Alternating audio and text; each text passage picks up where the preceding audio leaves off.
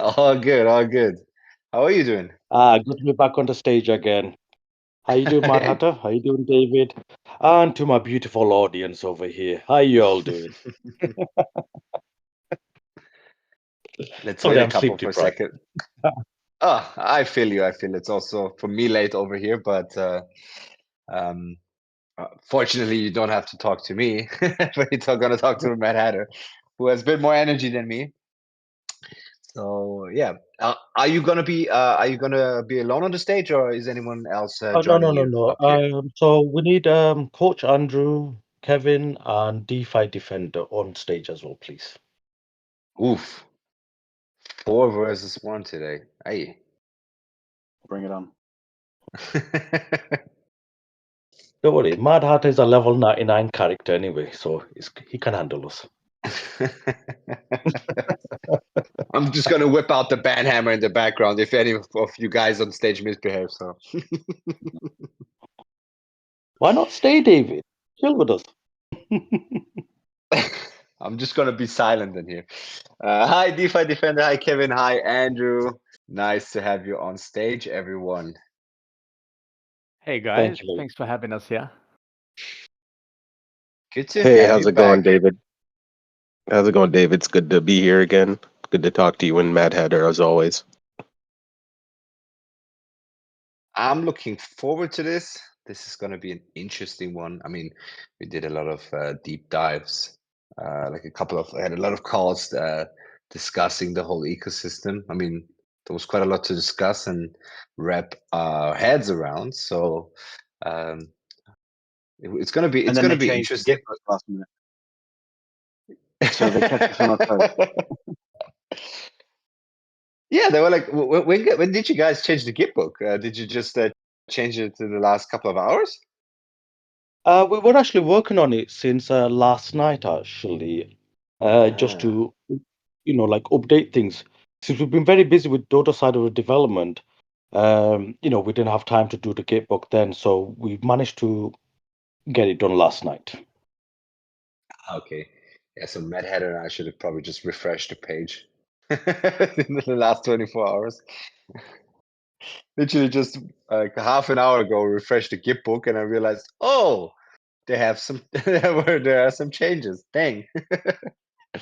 But all good, all good. We can ask around Yeah. and Well, see what those yeah. changes are. I mean, that's what you're here for, right? So that we can discuss it and everything that's going on around in your ecosystem. And yeah, I mean, Mad Hatter, are you good to go? I am good to go if you guys want to start.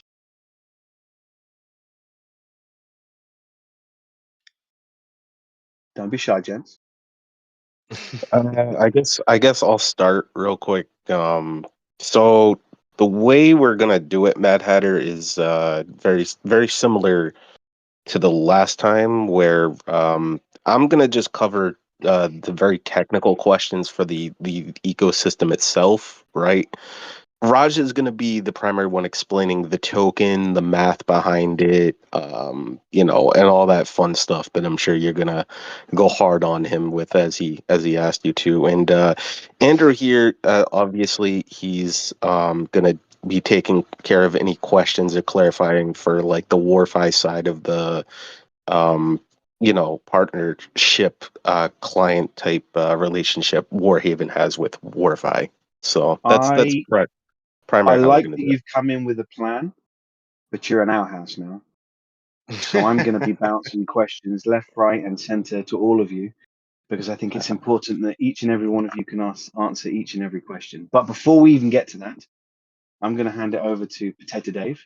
Our wonderful introduction needs to be given first, and then we can get into the nitty gritty of how we're going to facilitate and who answers what, I think. Awesome. Thank you for the intro to my intro, Mad Hatter. Thank you all for coming today. Welcome to the Pillars. We are a community-led space aimed at supporting protocols and educating our investors through intelligent, meaningful conversation. Here we ask the tough questions you all want answered. Now, let me introduce to you, everyone, as you can already see up on stage and we have 4 people up here today. Each and every one of those are here to represent WarHaven. We have Mr. Raj Masters, we have Coach Andrew, we have Kevin White, and DeFi Defender up here for us to speak about WarHaven. We already had WarHaven on. I think it's already a couple of months back. So if you want to check out the ecosystem, how it's working on a very base level, go ahead and look at that video and check it out. If you are familiar with WarFi, then of course you're going to be familiar with WarHaven. That's how it works. It's the base level of it. They have the trading bot service that is being facilitated through WarFi's TBAS, Trading Bots as a Service, and Shiny Jackal, Trading Bots.me. That's the base level of the whole project. You have the trading bots that have been trading green over the last already 23 months. So basically 1 more month to go. And that's already 2 years, which is crazy, actually. Or even a half a month to go. So yeah, there's that on the base level. And now the guys are here to represent what they have been building out in the ecosystem, which is the Slayer ecosystem, which is an intricate ecosystem. I'm going to share the Gitbook into the community questions so all of you can read along. And yeah, that's also the place for you to ask your questions. So please don't shy away to do so. Also, as you can see, we have a $55 giveaway happening at some point. Please engage in order also to be eligible for the giveaway. And yeah, I hope everyone enjoys, and I'm off the stage. Bye. Thank you very much for that intro, David. Gentlemen, thank you for coming. It's going to be a lot of fun speaking to all of you. Of course, Kevin, I'm going to allow people who are most equipped to answer questions to answer those questions. You know, a little bit tongue-in-cheek, as Raj Masters has already set the tone by asking me to bring my hardest questions. So I figured I'd start right from the off. Before we get into the hard questions, before we get into your ecosystem, do you guys want to introduce yourselves? Just tell us a little bit about what brings you to the table here in DeFi and what made you get involved with this particular project. Yes, of course. Thank you very much for that, Mad Hatter. Hi, guys. So obviously, most of you guys already know who I am, Raj Masters, the CEO of WarHaven, and I also, for transparency, I am also part of WarFi. I work for them as well. So my background, I've worked in the financial industry for over 13 years in the past for various banks like Barclaycard, NatWest, etc. I came into the crypto space in 2019, which was a very, very good timing for me back when Bitcoin was worth like £2,500 in UK currency. So just got in right at the right time. Discovered DeFi in 2021, a completely different ball game, of course, compared to day trading on Coinbase or Binance. And from there, you know, the rest is history, working for WarFi. And then this year I set it up, WarHaven. So that's me in a nutshell. Great, thank you. Next person. Coach Andrew, what do you go next? Hey guys. Yeah, so a lot of you guys may have heard of me. I'm in WarFi. So myself and Jason founded WarFi. I guess my background itself, I originally started as a personal trainer, so not really in the finance industry, but I did manage and run businesses. So I ran my own gym for about 6 years, and then prior to that, I've been a personal trainer for 16 years now. But always ran like my own business and was on that side of like management and managing teams and things like that. So that's where I kind of came in. Met Jason. He had this idea of what to do with WarFi, and together we kind of built on that. Building the team from there. I brought on Raj Masters, Lieutenant DeFi, Tigana, a lot of the guys that you know in this space. And we've been quite successful for, like you mentioned earlier, it was almost 24 months now of green with the Shiny Jackal trading bots, and we're at our 1 year anniversary of WarFi as well. So that's basically yeah, just a quick wrap up of myself and WarFi. Great, thank you very much. And DeFi Defender, how about you? Yeah, I was actually brought on as part of the team for support services, community support, technical support. I actually have a development background in both Web 2 and Web 3.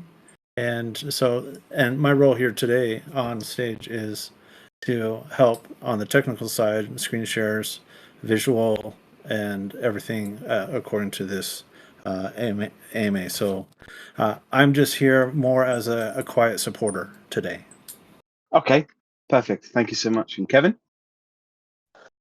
Hi guys. I am co-founder along with Raj and the chief technical officer of WarHaven, as well as a partner of WarFi. And my job is basically I work with our development team, Strixed and Recursive, as well as DeFi Defender on the back end stuff, the front and back, all that fun stuff, code and DApps.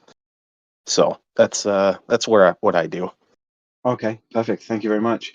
Who wants to give me the bird's eye view of the WarHaven ecosystem? I know we're here to talk about the Slayed token predominantly, and you guys have added to an ecosystem that we've already discussed, but there are going to be some people in the audience that might not necessarily have heard of you, don't quite understand how it works, and might not realize or know why mentioning someone like WarFi in the 24 months, I think you just said, Coach, 24 months of being in the green, why that's so important to you guys. Sure, brother. I'll actually kick that off, actually. Okay, guys. So WarHaven, in a nutshell, one can look at it as a more gamified approach. Because obviously I work at WarFi, and as you might recall in the past, I mentioned due to how grateful I was to Coach Andrew and Jason for the opportunity that they gave me to be part of their team and the trust and the privileges that they gave me to be part of their success. I wanted to obviously give something back, to try and expand on the system. So hence where WarHaven, came into existence, where I just went a different, more gamified route, giving people the option of not only can you claim in USDC, we've now converted into USDT, of course, or you can also claim in Bitcoin as well, because with the Bitcoin halving coming up very, very soon. I then obviously wanted to add some other layers on where we first start with the basics, the trading bots. Because since our trading bots have been doing green consistently for almost 2 years right now. So I wanted that foundation there to be in place. And then from there, expand on bringing in more exciting stuff for investors, of course, like the Slay ecosystem that we're bringing out very, very shortly. Mm-hmm. Okay, so how does it work? Tell me. At base level, if you want to get in, you want to ignore everything except for the trading bots, and you want to get in and get started with one of your war dragons. What's the minimum somebody can jump in with, and how does that work? Yeah, so the minimum for deposit that we have for our War Dragon is $500. A person can get into it with. So they just basically go onto our D app and they can just deposit $500 USDC. Our deposit fee actually has been reduced. It used to be 15%, but we've now reduced it to 10%. So if somebody puts in $500, there's going to be $450 that's going to go into the trading pool.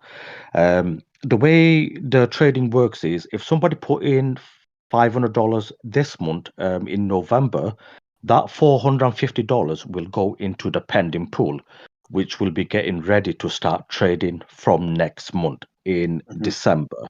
And then after, so then in December when it starts trading, then the profits a person will be able to claim in January. That will be their first month of claiming, and they can choose to either claim in USDT or they can choose to claim in Bitcoin. Okay. Okay. Now, Is that a sunk cost? Sorry.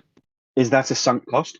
So when you deposit your $500 and you get one of these eggs, Is that a sunk cost, or can that be withdrawn at any point? It can be withdrawn. Yeah. So if anybody wants to withdraw their entire pool from WarHaven, all they basically have to do is just open up a ticket and request that, hi, I'd like to exit from, my trading pool. Then what we do is once the trading profits for the month has been added on, we give them the trading profits that they've made for the month, and then there's a 10% exit fee, and they receive the rest of the remaining balance. Okay, understood. Thank you. Sorry, I interrupted. You No were telling worries. us a bit more, perhaps, about the distribution of where the monies go. Yeah, and there's also from the 10% deposit fee when somebody, when they pay, from that 4.25% goes to WarHaven for the team salary payments. 3.25% goes to WarFi Treasury for that, and 2.5% goes to Shiny Jackal from that Okay, 10%. fine. So that's what you were talking about, right? That you wanted to expand the WarFi ecosystem. You wanted to Yeah. kind of add on, create a bit of a fun game that tags onto what WarFi are doing and are doing very well. Like we said, 24 months of green trading is fantastic. And that's what these bots are designed to do effectively, so that they're able to piggyback off of what Shiner Jackal is doing, get in on those trades without having to enter the WarFi ecosystem if they don't want to. Well, I say ecosystem, they are entering that ecosystem, but without having to go through WarFi and doing something perhaps different with slightly more visuals. Yeah, so one of the things that was very important for me is I have seen many, many individuals. I mean, even I've gone through it myself as well, where, we do our real life job, we earn a salary, and then we're risking that money where we're putting it sometimes into projects where we're not sure what's going to actually happen. So I wanted to first focus on what was working, what was successful, and this is the trading bots. Those trading bots, because they've been doing consistent green, I wanted people to have that base level first, where, all right, you know what, I got my War Dragon, I'm earning monthly profits. Now, anything else I bring out, like that Slayer token ecosystem, they can just utilize their profits that they're earning for the month and just dollar cost average into it. Because I don't want people to be like tossing in their life savings or anything, or if it's money that they can't afford to lose. I would rather prefer they have like a backbone where they're, like making some profits from a trading bot that's already working for our users, and then use the profits from that to go into the Slayer ecosystem. That is the way I vision it. Okay, great. So then we get into, obviously you've got War Dragon NFT upgrade systems that you have in place, which is effectively saying that if you deposit or compound to certain levels, you get new images. Do they have any bearing on your ecosystem moving forward, or are they just visual representations of how much you have with WarHaven? They do have like some perks, like as you upgrade the tier.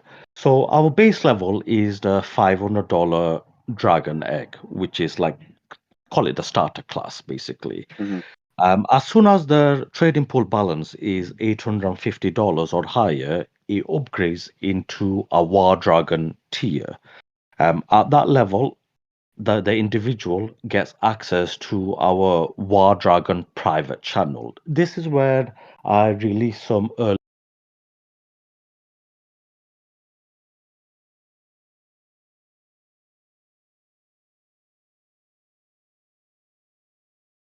that they get. If an individual has a trading pool of $8,500 or higher,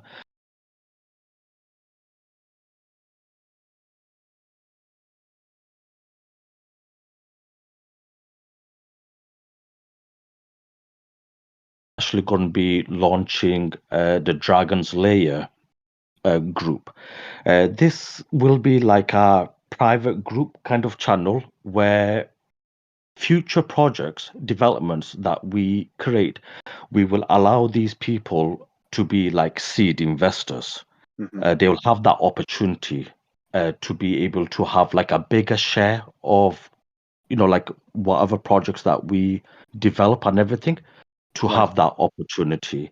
The tier after that is the Dragon King, where if you have a trading pool, like balance around over 42,500, you'll then basically get 100,000 Dragon Shard points. This is in our upcoming Slayer ecosystem platform, hmm where you can actually earn Dragon Shards from the volume that you actually create, which I'll go into more in-depth chat during the course of this AMA. But you get Right. 100,000, free points for that.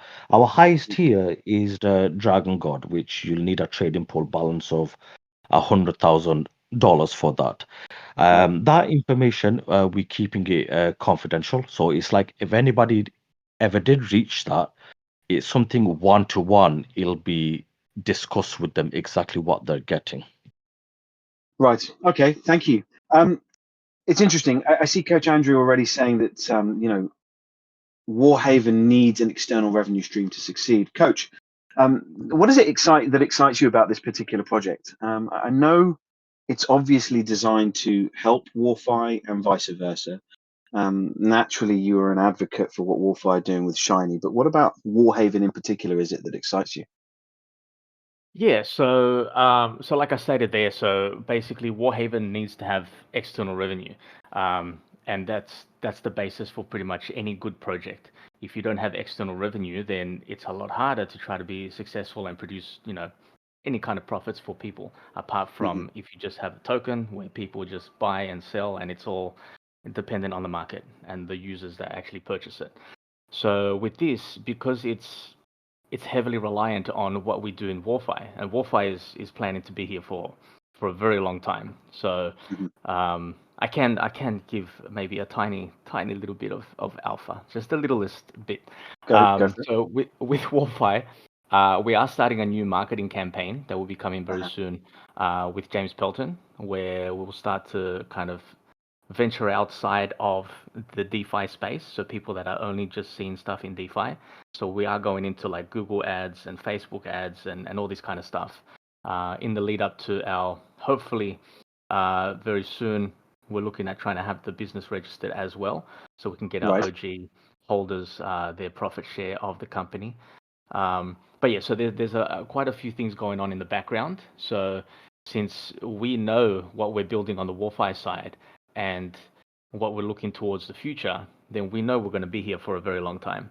And to Right. see someone like Raj building their ecosystem on top of what we have, we know that their external revenue system is going to be solid, right? They're going to be generating money every month.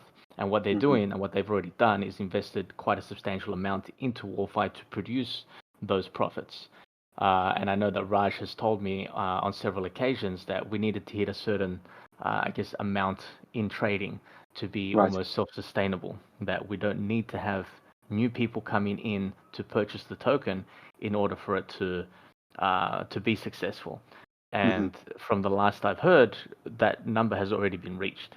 So essentially, Right. what I guess excites me about it is that it's kind of set up in a way, mathematically, the way that Raj has kind of calculated things, and taking into account our external revenue source for the project. It excites me in a way that it's pretty much self-sustainable. Like it's very difficult for it to not succeed. Right. Um, and with going off the basis of everything that Jason has always talked about in multiple AMAs, is that we want to make sure that nobody ever is at a loss. Nobody loses money, Mm. So we want to try to have, protect people's funds as much as possible. And our role in WarHaven is to provide the external revenue, and having myself and Jason on the multi-sigs as well is another level of security. So there are multiple Breeding wallets. trust.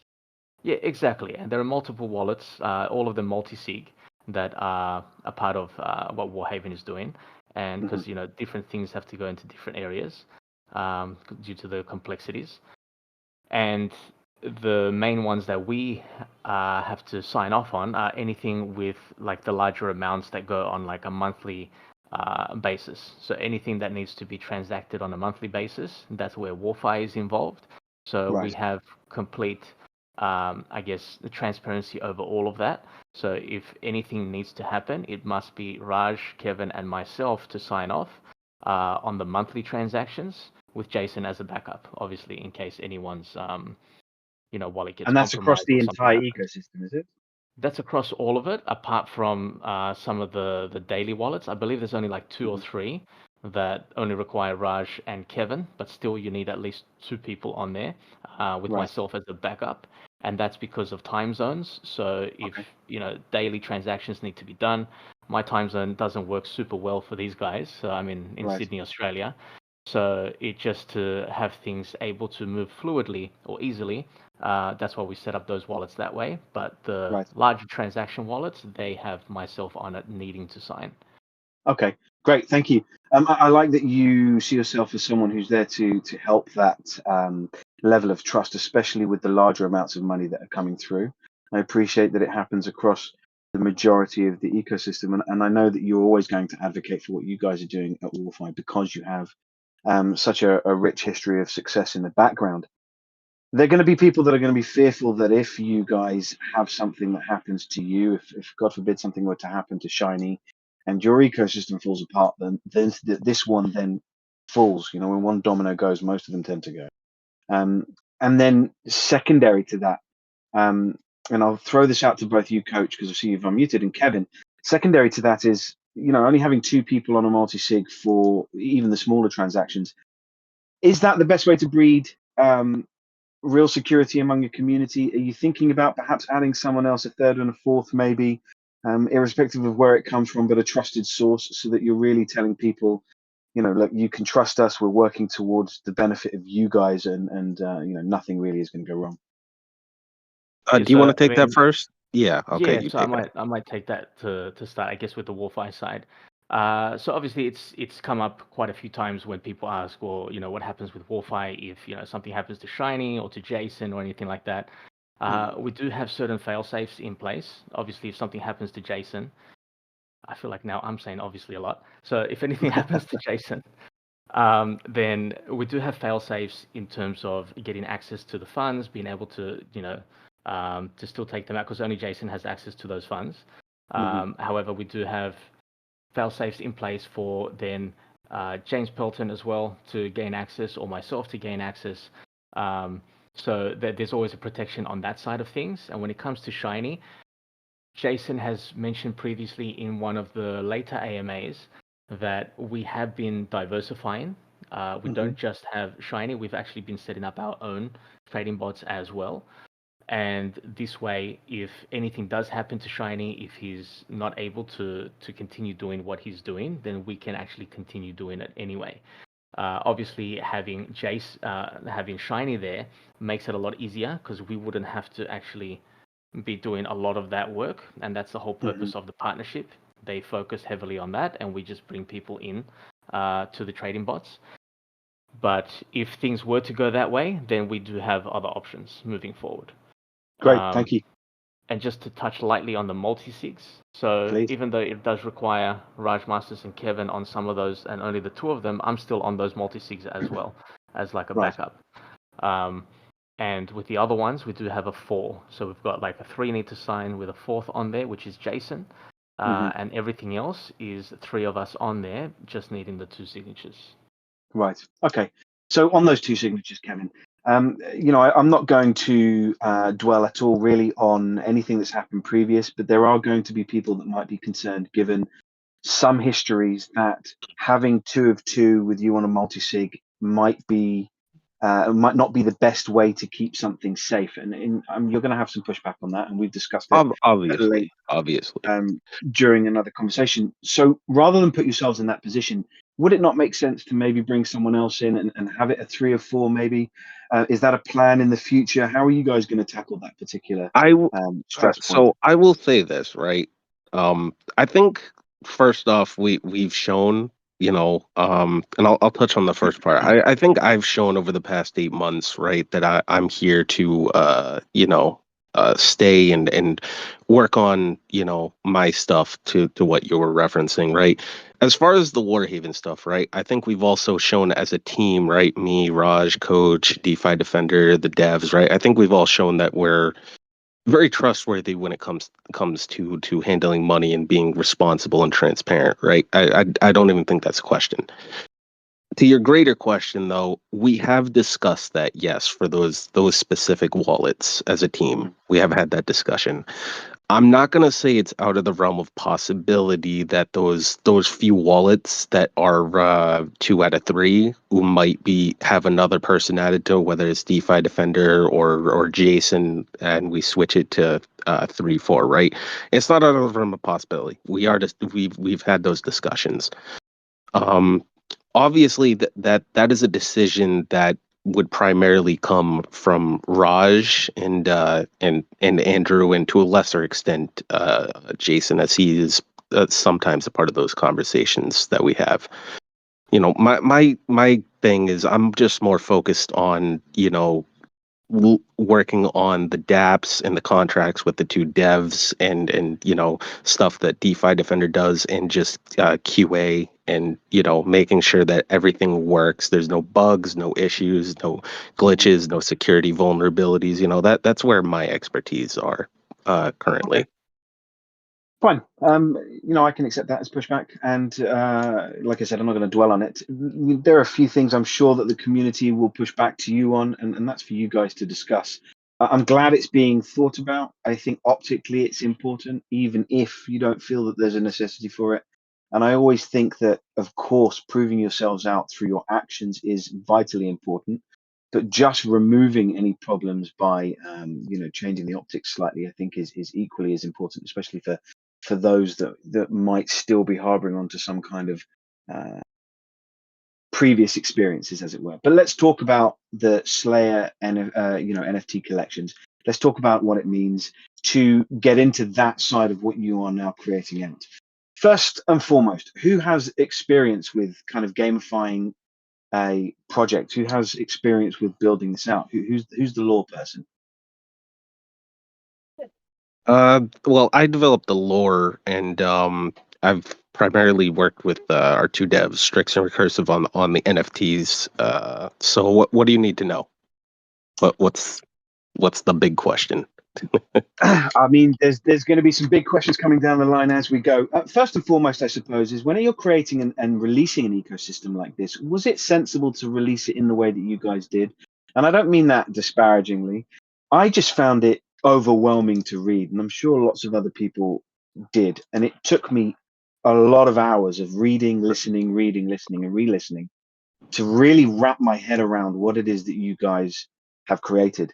Now, I'm sure your response might be, well, wait until you see it in action, and then it starts to become clearer.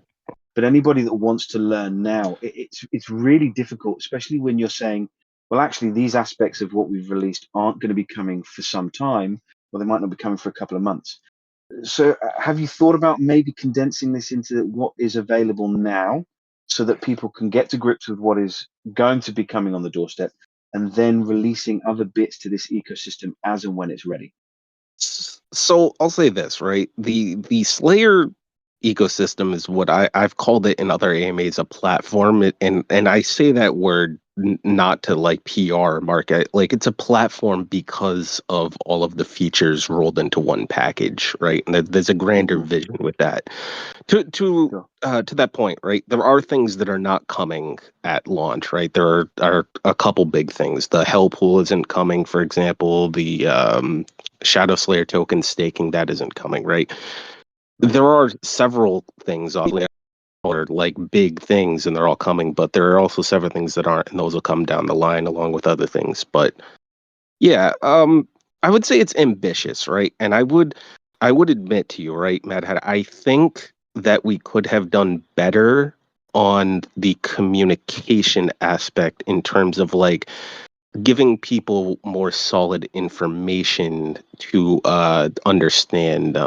The term "keep it simple, stupid" comes to mind. KISS, right, which is a very famous marketing term in business, even in the real world. And I think we could have done better on that aspect. I agree with you.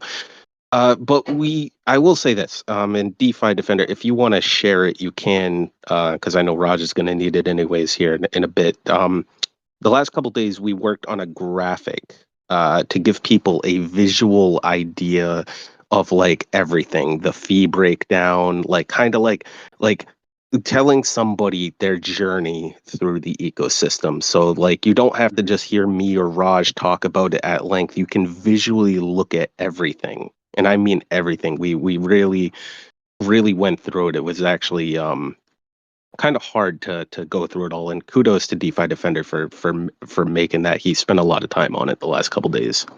Right. Okay.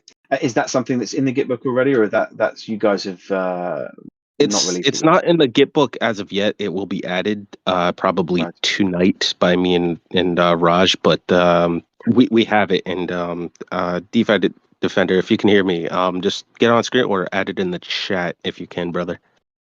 Yeah, if you want to drop it into the chat rather than share the screen, because I think you might be streaming in high res and it's messing with some people's sounds, I think, our end. So if we can maybe avoid kind of screen sharing at the minute, because I think sound's dropping out for some people. So let's talk about the Slayer token, Raj. Let's why don't we have you jump in? I've heard you explain this already in several AMAs. I know you get excited when you're discussing it. Where do you want to start? Do you want to start with the whelps that you get? Do you want to start with the Slayer token, the Dragon Slayer NFTs? You take me through your journey.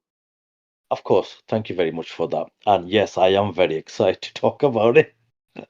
Okay, so the first thing, we're going to talk about is the Whelp Dragon. So I'm going to go through the journey right now with everybody, how everything connects. So it just makes it more easier. Okay, so in WarHaven, whenever somebody does a $500 deposit into their War Dragon, what we do is we give them a free Whelp Dragon NFT. So think of it like, you know how like when you go to some place and you buy something and you get like a stamp card where you're collecting stamps.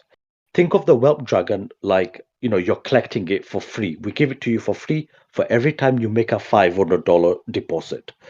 Once you've collected all 12 of them, because there's 12 different colors for them, you are entitled to a free Dragon Slayer NFT. Now, this NFT is actually quite crucial because on the Slayer token ecosystem, a portion of reward is sent to a reward pool number 1, I call it. And everybody who owns a Dragon Slayer NFT, they can actually claim rewards from that, which they'll be claiming it in Shadow Slayer token. The Shadow Slayer token is a token that's backed by wrap Bitcoin. Okay, so as the Bitcoin price goes up, obviously that will also appreciate in the long term as well. So that's the reward that they get in. So this is the first part of the ecosystem where you can earn some extra additional, rewards just for, like building up your trading bot. Every single time you put $500 in, you get a free Whelp Dragon. Once you've got 12, you earn a free Dragon Slayer NFT. And now just from that NFT, you're going to earn some free rewards every month. So that's the first part. My understanding is in order to really unlock the full features of your entire ecosystem, you're going to need these whelps. Is that right? The whelps are only needed if you want to unlock the Dragon Slayer NFT. Now, if somebody does not want to get into the War Dragons, okay, they can still participate in the Slayer token ecosystem. Sure. So so there are entry points that you guys have throughout the ecosystem, but in order to have the full benefits and be able to kind of rake all of the fees that you guys distribute, they should be accumulating or looking to accumulate the 12 Whelp Dragons and then get your Dragon Slayer NFT. And then on top of that, you have bundles that you'd recommend people get into as well. Yes, we do have the Dragon Bundle, which has been a major success. I do want to give a shout out and thank you to my community for those who participate in it, because believe me, the Slayer token would not be here if it wasn't for the community. It's all thanks to them, that we are where we are right now. So a big thank you to my community. I can see quite a few of them are already in there. The Dragon Bundle, what it basically gives a user is it gives them 5 unique Slayer NFT character card packs. Okay. Mhm. These you'll be able to DeFi Defender. Can you post those images of the Slayer NFT character cards, please, in the chat for the users?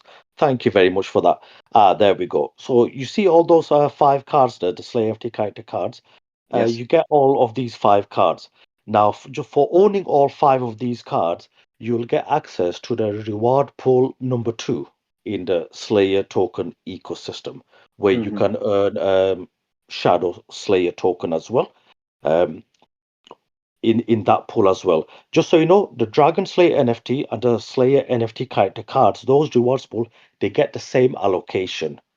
Okay, Right. so if say like 2% of the fees are going into the reward pool, 20% from that 2% will go into the Dragon Slayer NFT reward pool, Mhm. and 20% will go into the Slayer NFT character cards reward pool. Okay. The other 60% goes into reward pool 3. So with the Dragon Bundle, you also get a Dragon Vault NFT and a Dragon Key NFT. I'll first touch up on what the Dragon Vault is. DeFi Defender, can you please post the pictures for the key and the vault, please? Thank you very much for that. Okay, so this is the Dragon Vault that he's just posted right now. The Mhm. Dragon Vault allows a user to create a referral link on the Slayer platform. So this referral link, it can be shared between friends or family, or you know what, I'll give you a little hack actually. You can even Mhm. actually send it to a second wallet for yourself as well if you want, and Okay. just buy the Slayer token, from that wallet. And what that does is 0.5% of the fees, it actually goes to you, the referral link holder, instead Right. of it going to the WarHaven treasury. Okay, so I guess that's one way a person can actually reduce their fee slightly if they Mhm. were to just send it to one of their own wallets. Okay, so please take advantage of that if you want to. Now, the Dragon Key, if you can just post that, please, DeFi Defender. There we go. Now, this one is very, very valuable.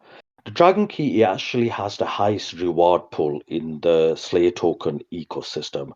That one, it gets 60% of the rewards, so like 20% to the Dragon Slayer, 20% to the Slayer FT character cards, Right. and Dragon Slayer gets 60%. So that gets the biggest, largest portion. And there is something that I recently actually did for the Dragon Key holders just to make their earning one amount of fees Mhm. that we like charge on our Slayer token. It goes into a separate trading bot, which I named it the Dragon Bot trading bot. Mhm. This one is going to be compounding for the first 12 months of the Slayer token ecosystem when it launches. After it's been compounding for 12 months, we're going to be claiming those rewards, and these rewards are all going to be added on to reward pool 3 strictly for the Dragon Key holders. This will Right. actually magnify how much more rewards that they're going to be getting. My vision is in the future, I would like every single Dragon Key holders from that Dragon bot that's going to be compounding, where they are earning $100 per key that they own. So if somebody was to own 5 keys, that's 500 US, like dollars worth of rewards they're earning every month. That's my vision. Right. Thank you. It's extensive. It's big. Was there a cheaper way of having people being able to enter this entire ecosystem? I wonder. Is it something that you guys toyed with in terms of the math? Because if I'm not mistaken, as it stands, and I might be out by $500 if you consider the first one, the first entry point. If that gets you a whelp, then it's 9,000. Otherwise, it's for the first 100 people about $9,500 to really unlock and access all of those benefits. And for the second 100, about 18,500. For me, they're very high entry points, and I wonder, and my question to you guys is, who are you marketing that to? Are you wanting people to compound to that point? In which case, how long theoretically do you think it could take to get there? And if not, is this a whales play at this point, and that this is really only going to be marketed to those with a large amount of capital? Well, the good thing is actually in WarHaven, okay, there's entry points for all types of people from different levels, okay. If let's just say somebody had $50 a month that they can only put in, for example, okay, my Right. suggestion would be, okay, just go straight into the Slayer token. Just put that $50 into the Slayer token because it is an extremely volatile token and it is mathematically designed for it to, go up due to the reserve price, minimum floor price always going up. You might recall, Mad Hatter, when we first did the AMA many months ago, I told you obviously I was working on a token where I wanted the minimum price to always go higher every month, slowly over time. Yeah. This is the token that I was referring to, of course. So somebody can just put in $50 every month, okay? So which will be within within their budget, and then as the token it keeps on going up, slowly over time, they can sell it for profit. Now, what they do with that profit is if they can either take it home, happy days, or maybe they would like to use some of those profits to start getting into the war dragons and start building it up. Or they could even just do alternative redeem and go into the Shadow Slayer token. So now they can park their money in a token that is actually backed by Bitcoin. Right. And for those of you who believe in Bitcoin going to be higher and higher in the future, they can just sit there comfortably and watch their value appreciate over time. Okay, understood. Now we're going to get onto the Slayer token in a moment, but it still brings me back to that original question, and I'm I don't mind anybody jumping in at this point. Kevin, Coach, DeFi Defender, if you want to speak, who do you anticipate this is being marketed to? Because I think one of the key things, especially with an ecosystem that this is this extensive and has significant costs to certain elements if you wanted to jump straight in, really dialing into who you're targeting and why you're targeting them is paramount. And one of the things I struggled with as I was reading through is I'm reading stackable rewards. I'm getting the sense that I can put rewards elsewhere in order to gain more rewards. But actually, when I was reading it, it felt more like there's stackable opportunities to get more out of the ecosystem rather than my ability to stack those rewards. So is that a marketing thing that you guys are looking at? Are you looking at how you can target this at any particular person? I'll answer first real quick just to touch on that. So there are multiple levels, like Raj said, right? You can go all in, right? If you have a lot of capital, sure, you can get a dragon bundle, get the key and vault with it, earn some whelps and dragon slayers through deposits in your trading bots, right? You can do all that and then go into the token, right, too. And you'll get the stackable income levels, right? But you don't have to do that, right? I think that's the big part. Like earlier you asked about the communication. I think this is the part where we kind of dropped the ball in the beginning on explaining how certain aspects are very financially rewarding if you choose to go into them, but they're not required or necessary to play into the system, right? You could just focus on the token like Raj is saying, or you could focus on all the aspects, or you could just focus on the trading bots, right? Like there are several WarHaven investors that literally just use WarHaven for the trading bots because they want to stack wrapped Bitcoin ahead of the halving next year, right? They have no interest in the Slayer ecosystem. They're happy that it's coming, right? In the sense that the project's building and expanding, but they're not really gonna participate, right? And that's a valid strategy too, right? I think the big thing is user choice here, right? And I'll go over to Andrew on that note. Yeah, no, thanks, Kevin. Yeah, I just wanted to quickly just, I guess, mention something that might make it a little bit easier to kind of understand. So obviously, they're building different things, right? So you've got these different products or different ways that you can get in, but then you can also Mhm. do all of them. If you think of it in terms of, I guess, in WarFi, if you want to get started, you can make a deposit of $100, and that starts earning you money. But then if you want to be getting greater returns, then you would have to invest more. So the larger your investment is, the more money you're going to be making. So I guess Right. it's a similar kind of concept here, but instead of just having the trading pool as your one way to enter, there's different places where you can put your money, and the different Mhm. places have potentially different levels of returns. And that's, I guess, the gamification aspect that Raj and Kevin are trying to build on top of what we have with the trading bots. Right. So hopefully that kind of helps a little bit in kind of getting that. So like some people can get into just the token if they want to make a little bit of money, just like some people might, just put $100 into the trading bot to make a little bit of returns. Or if they Right. want to go heavier and put more money in, they can do that as a larger investor and potentially have greater returns on top of that. Sure.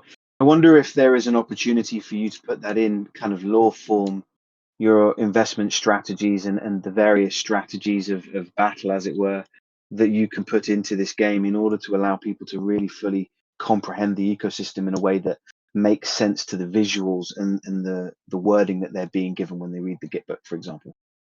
Yeah, absolutely. So I know that myself, Raj, and DeFi Defender were working together on trying to create almost like a different path. I know Raj had different names for it. So like you have like a beginner path if you just wanted to, take it easy and play it fairly safe and just get into Mhm. a few little things here, and then multiple different strategies. Obviously, with so many things going on in the ecosystem, there's so many different ways to get in. So Right. what I wanted to do was try to get Raj to kind of narrow down to potentially like three parts, like an easy way to get in, like a moderate one, and then if you wanted to go all out, just so people can kind of see how that works. And what I wanted to incorporate into that, just so people can see the transparency, is how much it would actually an investment would cost to get into each of those. And that would potentially be an easy way for someone to go, okay, I only have this amount of money. I'll probably just go this route, and this is going to earn me this kind of return for that investment. Right. Yeah, I think that would be a wise move because I think what you won't do is you're not going to alienate those that don't have enough money and figure out that it costs a lot to get into everything.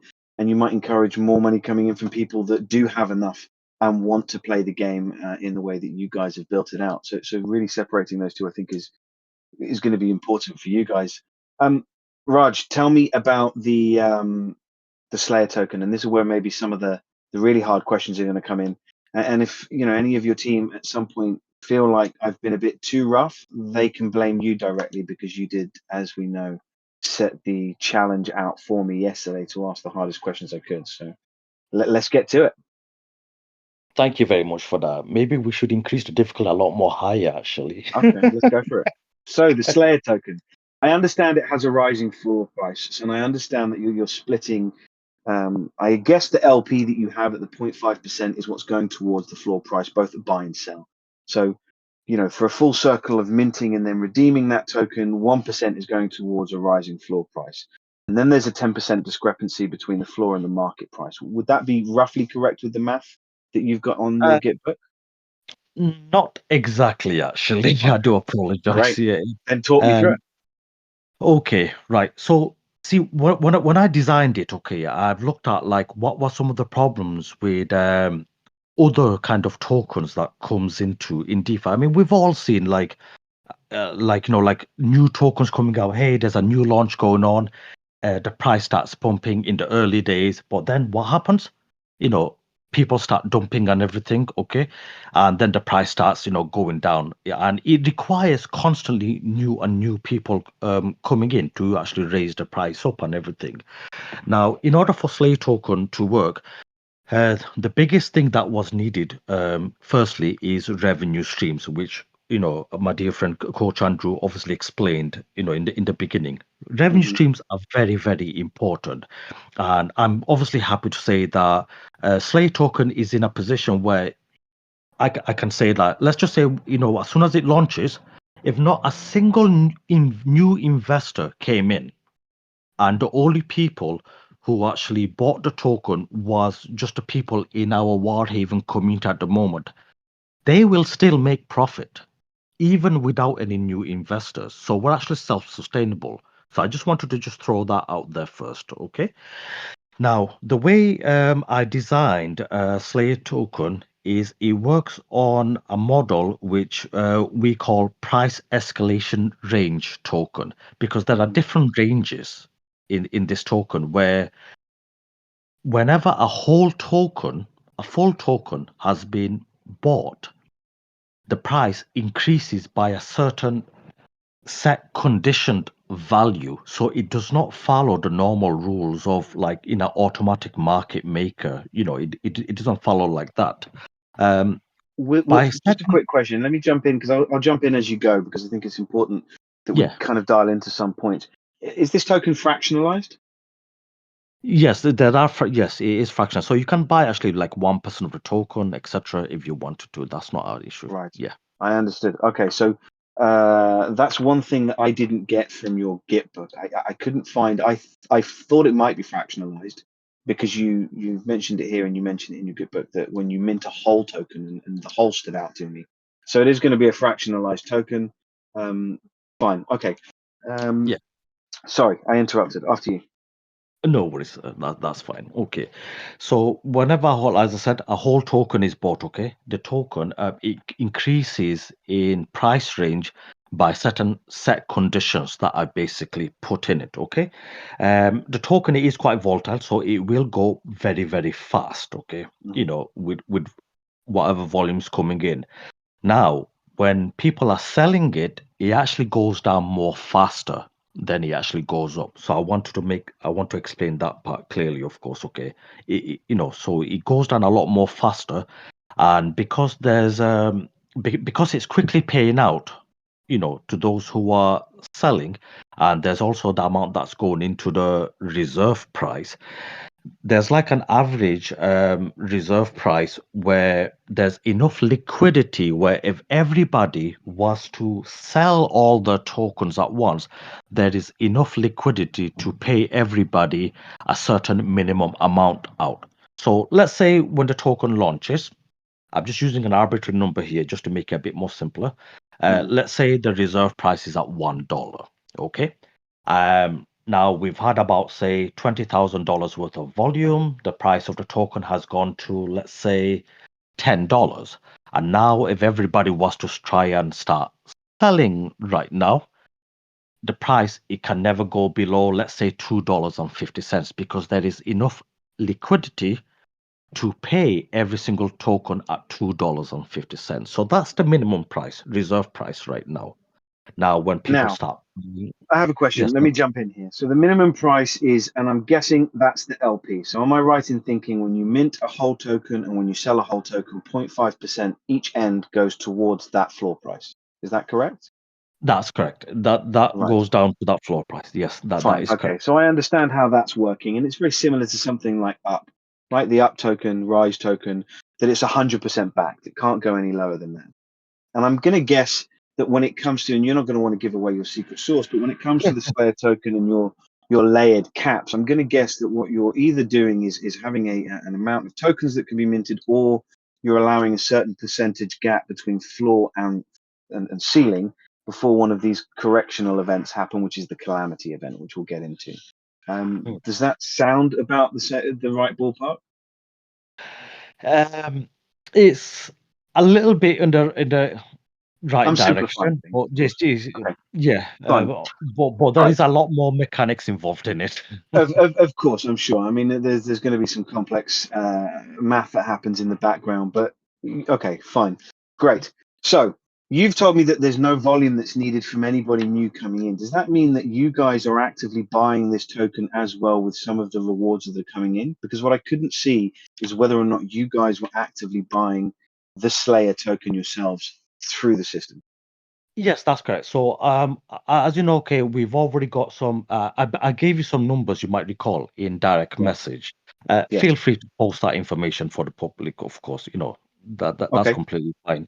Yeah. So we've already got some a large portion of money that are already trading actually, and we've already made our rewards for October earnings. We've already made, so December's coming up, so that'll be 2 months of rewards that's already been earning on there. Now, we as a project, okay, we will also be buying up tokens every month to increase the price of the token, for it to go up. I understand. Now, this is done so that way, as the price of the token keeps on going up, we actually want our users to sell it on top of us. Okay, so if the price of the token is at say $10, and say we've pushed it to $15, please feel free to sell it on us. Get your profit, take it, because that's what we want to do. We want you guys to take profit. These revenue sources are being generated to give you guys money. Right. Do you ever burn tokens? Sorry? Do you guys ever burn tokens? Any of the tokens that are bought, do they get burned, or do you hold on to those? We hold on to them, and there's a reason why we actually hold on to them. This actually comes more into play when the Ragnarok event actually comes, which will happen in a couple of years' time actually, because I've increased the price ranges from what it was originally. It'll probably take like 2 to 3 years before the Ragnarok event even happens. Right, fine. And that's because you've increased the caps. And have you increased how many caps there are? I've increased the range. Originally, the Slayer token, the Heaven Pull side, the Ragnarok event was supposed to happen when the price reaches $500. Right. However, due to like I've made the Dragon Bundle more powerful and everything, especially with the Dragon Bot and everything, I realized that we need to make sure that, if this was to become very, very massive, we need to be able to accommodate enough volume. So I've actually designed it where the Heaven Pull Slay token, it can go into the thousands in the future.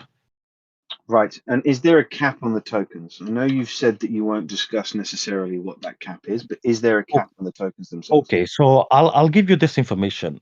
If say from launch, and if say there was no calamity event, which will be impossible, but let's just say that there was never any calamity event, and people were to buy from launch all the way till when the Ragnarok event happens, which is at the last price range, the maximum amount of tokens that can ever be bought is 7,500.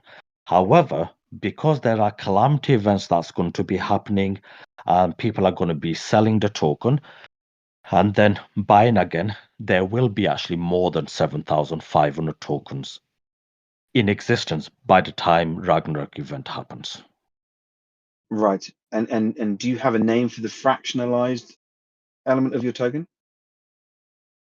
Sorry, name for the fractionalized element? Yeah, because you're fractionalizing the tokens. Are you going to be giving people smaller tokens, like a Satoshi, for example, or are you just giving them a percentage of a Slayer token? Yeah, so obviously I've not called any different names for fractionalized or anything. Obviously, if somebody buys 1% of the Slay token, then they just get 1% of the 1%, fine. 1% of the whole token. Yeah. So I was talking to my team, and I was kind of throwing around ideas as to how I thought or was trying to understand your ecosystem worked and where I felt you might be going with this.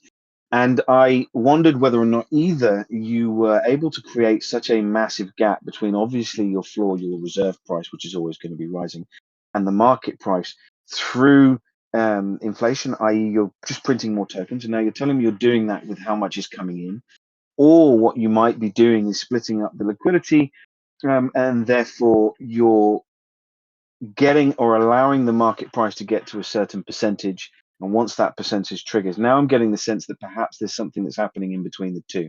So I think you're probably in your, with whatever you're doing calculation-wise, playing with both tokens and liquidity. My question is, when a calamity event happens, and I'll let you explain what that is in a moment.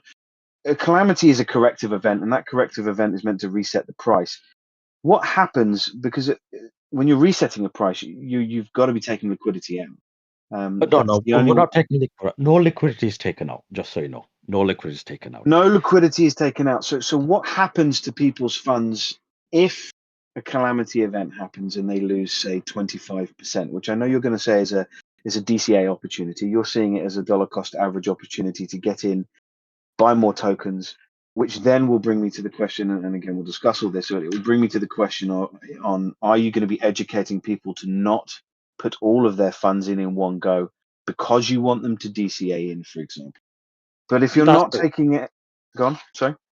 Yes, that's correct. See, I've been educating already for a couple of months now, actually, in WarHaven to our community. The way I've actually told my community to participate in the Slay token is use the profits from your War Dragon, whatever profits that you make, and use that amount to dollar cost average in. So that way you're buying every month, only from your profits from your War Dragon. I have always maintained, and I've always said it, which there are a couple of people here from my community, they'll be able to verify as well. I've always told people, do not just go all in with your life savings, etc. Because you know how you hear a lot of projects where they say like put everything in, etc., etc. I've been telling people from day one, just dollar cost averaging with slow amount. It's not a race or anything. You don't need to go in heavy or anything. Just put what you can afford comfortably, even if it's only $50, because the way it's designed, especially with our revenue sources and the way I've designed the system mathematically, Slayer token will always keep on going up. So if you take your time in it, let's say the calamity event will trigger at $80. I'm just using that as an example, okay? Right? And let's say the price of the token is now $75. Somebody has got their earnings, profits from their War Dragon. Let's say $100, they've got profits. They put that $100 in. The price has pushed up from $75 to, let's say, $75.50. Now, there are more people as well who are also buying the token. Now, the calamity event has triggered at, say, $80. And what it will do is it will look at how much money is in the LP. And then it will look at how many tokens are in circulation. This will give it its average price. Okay? Right. Let's say the average price is $50. So now next month, when they get their profits from their War Dragon, they can put that amount into buying the token at $50. Now, because the calamity event has triggered at $80, the next price range is going to be unlocked. And let's say the calamity event for the next price range is at $120. So because they've been dollar cost average buying it, slowly with the profits from their War Dragon, as soon as the price of the token, let's say it's reached $100, and they might be like, hey, you know what? I'm at 25% profit, or I'm at 50% profit, or maybe I've doubled my money. Take your profit, sell it. Slayer token has been designed as a swing trading token. That's its purpose. So the purpose is, are people going to be able to see how many tokens you're buying? sorry, are people going to Will people be able to see how many tokens you guys as a platform buy?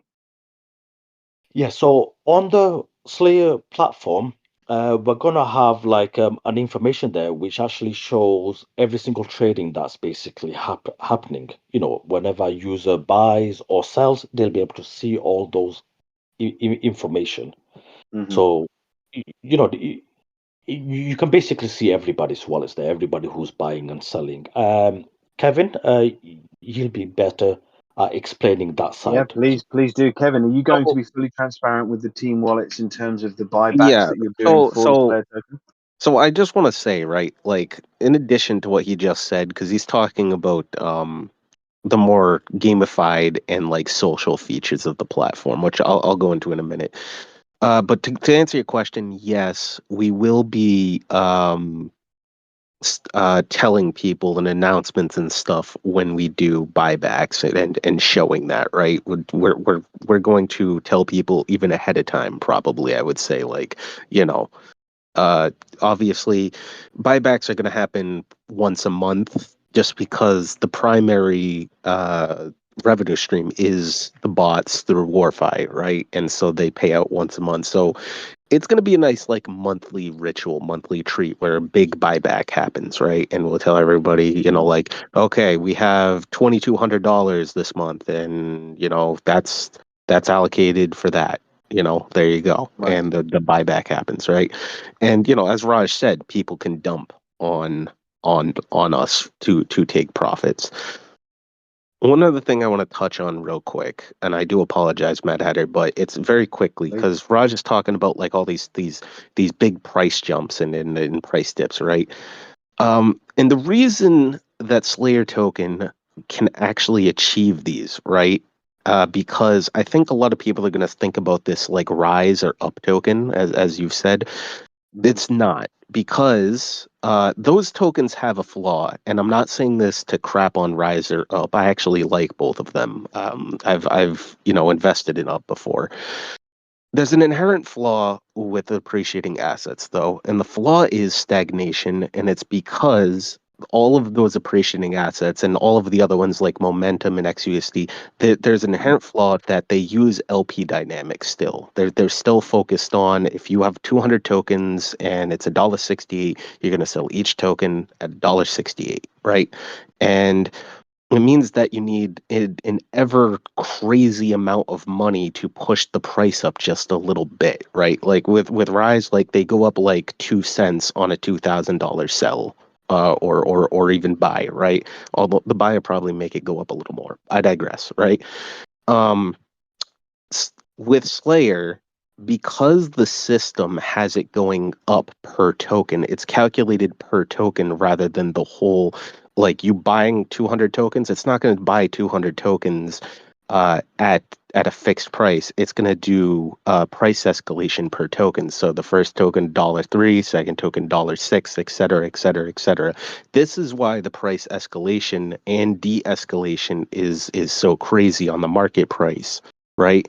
And this is why also the reserve price system won't have as much stagnation as what you see in other tokens. Now, I am going to be transparent, Mad Hatter, because Let me jump otherwise I in. know 20 you'll pick on seconds. me for this real quick. Yeah. Yes, the price, the floor price will slow down just because you can't fully get rid of that aspect of needing ever increasing more volume. But Raj's attack approach definitely mitigates that problem. Now, yeah, go ahead. I'm going to pick on the word stagnation because stagnation is only surrounding volume. So when you're talking about these other projects, their biggest issue is the lack of volume. What you're effectively saying is you're creating constant volume. And therefore, as that volume comes in, you're able to push the price up. But we shouldn't make any mistake in thinking it will go up at a great pace because, of course, it's not designed to. The floor price won't be going up at any great rate. The market price needs to go up at a obviously significantly faster rate because you need it to get a certain percentage away from its floor price to trigger one of your events.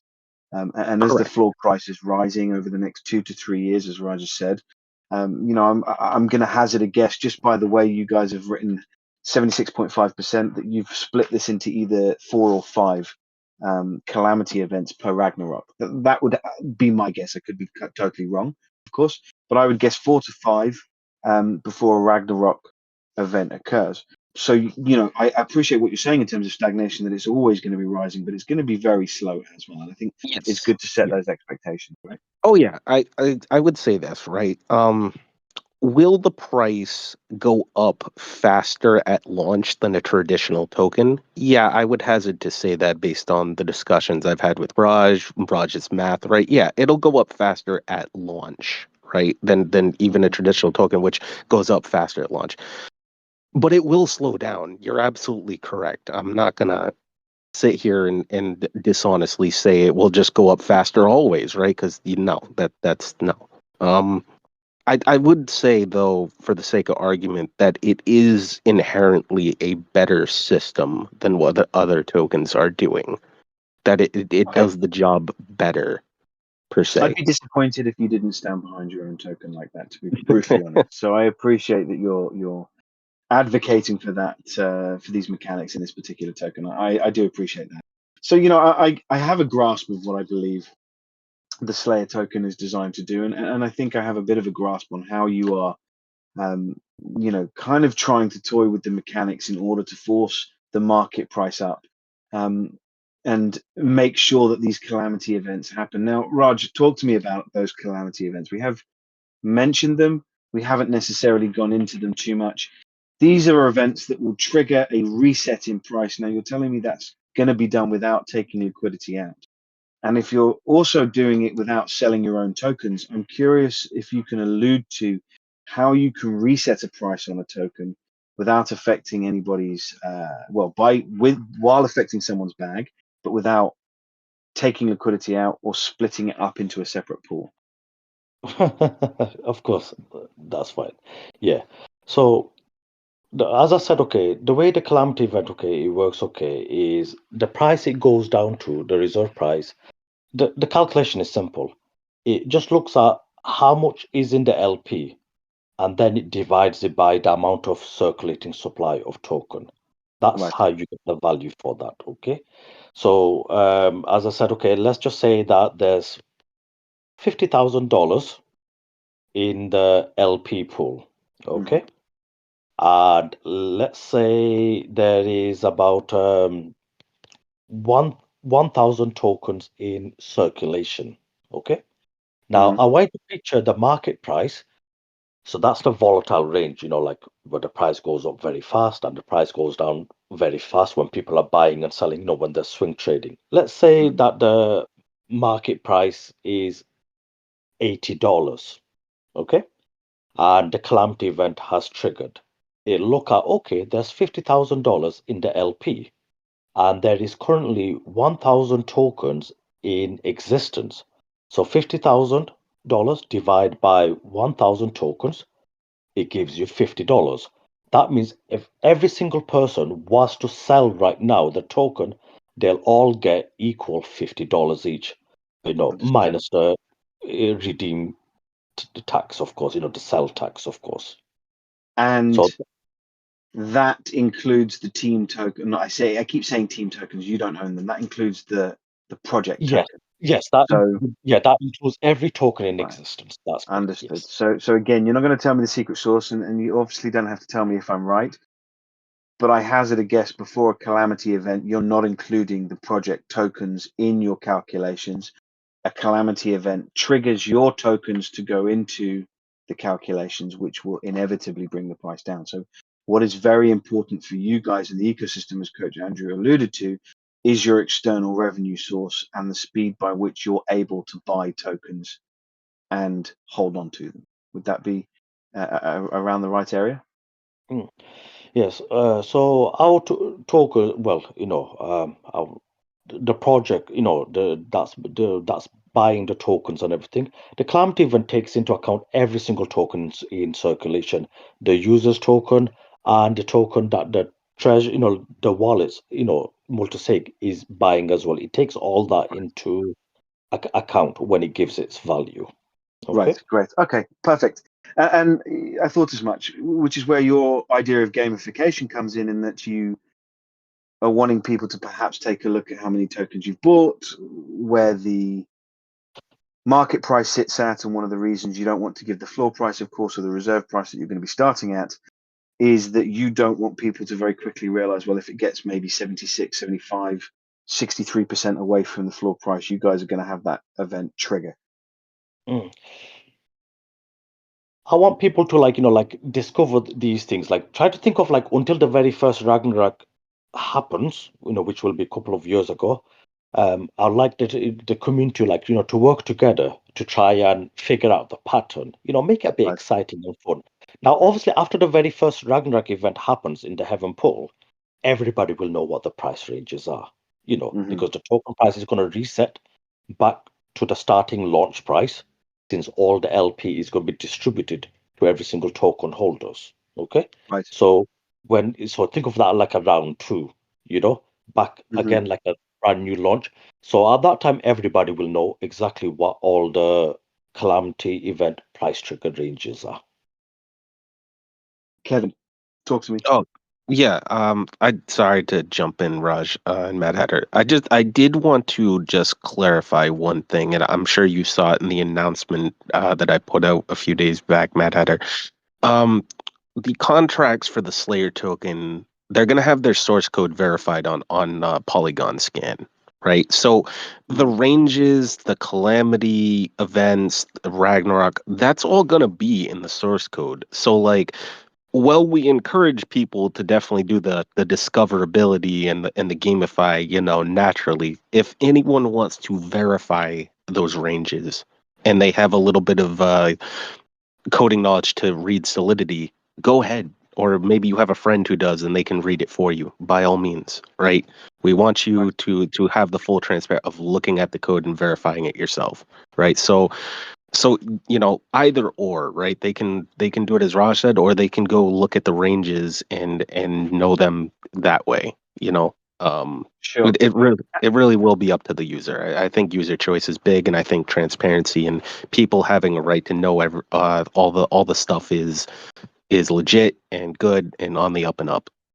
Right. And of course, anybody with an eagle eye should be paying close attention to what external revenue stream you're bringing in, because that's a really key ingredient to what you guys are doing, right? That's the salt and pepper to your ecosystem. So that money coming in and how much you're able to generate and bring in is going to be paramount to understanding how much closer people are getting to a Calamity event, and then getting through those, what I would imagine is 4 or 5 Calamity events before that Ragnarok event hits. Coach Andrew, is this a head scratcher? I mean, how do you make head? Obviously, you're saturated with this ecosystem, but how do you make head and tail of what is happening with all these mechanics? Because it sounds like there's a lot going on, and it's going to be certainly exciting to see it in action. Yeah, absolutely. So, I mean, for me, I've had several conversations with Raj and the team and just trying to, I guess, fully understand it in a way that we can try to simplify it for people. And that's what part of my role has been, is a way to help explain things a little bit easier. And that's why I'm trying to work with DeFi Defender as well and come up with some of these flowcharts that he developed over the last couple of days. And then trying to come up with a few different things that we can show users or the community or potential investors, I guess, how everything works, because it is quite complicated. And I think it's because, I guess, this is the way that I see it. Raj is the person that created this. All in his head, everything is crystal clear on how everything works, right? So he's got the images, he's got the picture on how everything is connected, where the money goes, how it functions. And like many of us, it is sometimes challenging to try to get that from your head and then get it out to explain it to someone, especially when it's something as complex as this. So for me, like, I have been able to grasp the majority of everything in a way that I feel personally, and when speaking to Jason as well, is that everything looks above board in terms of everything that's being built. There is proper, I guess, like I mentioned before, like the external revenue is there, the development of the contracts and everything that's happening is done by the same devs that we use in WarFi. They're part of our team, and we are working together with them to develop the contracts on WarHaven. So on that side of things, when it comes to the contract and everything that's in there, and things like that, so safety and security, we have full transparency on that, and I see all of the updates on development and everything like that. So I have an understanding of that side of things as well, and I feel safe and secure on that side of things. It's the main thing that I see is what we've discussed several times, even on this AMA, is trying to find the best way to get everyone to understand how things work. And what Kevin and Raj had said earlier as well about the communication has been like the biggest issue in terms of getting people to understand what's being built and how it works. From what it was when it translating an idea to a coherent story is not an easy feat, and actually sometimes the best people to do that are not the people who created it in the first place, but they sometimes handing over ownership, giving it to somebody else and allowing someone else to translate it is the better way forward. Exactly. And I do believe that that's going to be the key moving forward. And that's what we're trying to do here in this AMA as well, is, understanding that there is a lot of confusion with, what WarHaven is, and, isn't it the same as WarFi, and like, what's the Right. difference, and things like that, and what's this other thing that they're building. So just to kind of clarify everything is kind of part of the goal of today, and obviously to help put people at ease and understand that, everything is being done the right way. Right. There's, as far as I can see, and I've been, looking over everything as much as possible. As far as I can see, I don't see anything, that would kind of bring up a red flag to me. And like we've spoken before, like Raj is a core member of the WarFi team, and he's someone that I have known for quite some time, going on, more than 2 years now that we met in the DeFi space. Mhm. And the reason why I brought him onto the WarFi team to begin with. So there is a lot of trust there, and again, it's just understanding like how everything works, and then just getting people to understand it as well.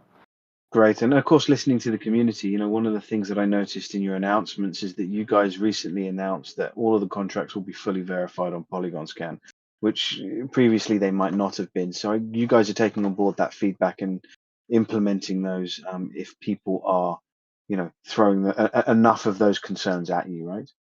Yeah, absolutely. And I understand, initially from, I guess, Raj's point of view, was he's like, this is his baby. He created this token and all the mechanics, and he's talked about creating something like this for a long time. So this isn't like something new. I remember him in several chats with like group chats with just the friends, discussing that he wanted to create a token like this that is always appreciating but is also volatile. And we're like, how can that even be possible? Um, and then that's what he came up with. So he wanted to try to keep, I guess, the secret sauce, or what he's developed, that he came up with himself. He wanted to keep it safe and wanted to keep it for those, I guess, big bundle investors, to have something exclusive for them. So that's why he wanted to initially not have it viewable. But Right. obviously with the community saying, they want transparency and all that kind of stuff, he was very, I guess, he was happy to oblige to that. So Right. to Great. give up Good the move. fact that someone can take it, but it's fine. They need a lot to try to make this work, and I actually believe that this is the only team that can make it work.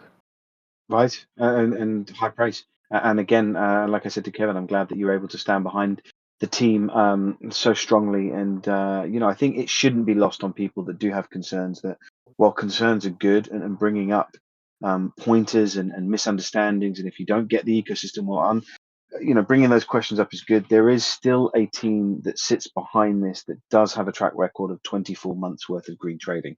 And that's a massive reputation that they are potentially putting on the line. And I don't imagine that would be done lightly.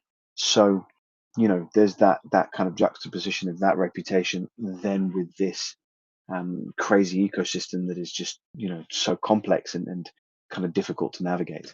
Let's jump into the Shadow Slayer token. We're going to draw it to a close soon. I know I've had you guys here for an hour and a half, and I appreciate all of you. I haven't really heard from DeFi Defender, so I might pick on you in a minute in terms of visuals, because my understanding is that's where you excel. But before we do, the Shadow Slayer token, talk to me about it, Raj. Sure, of course. Thank you very much for that. Okay, so the Shadow Slayer token, there's actually only two ways to obtain that.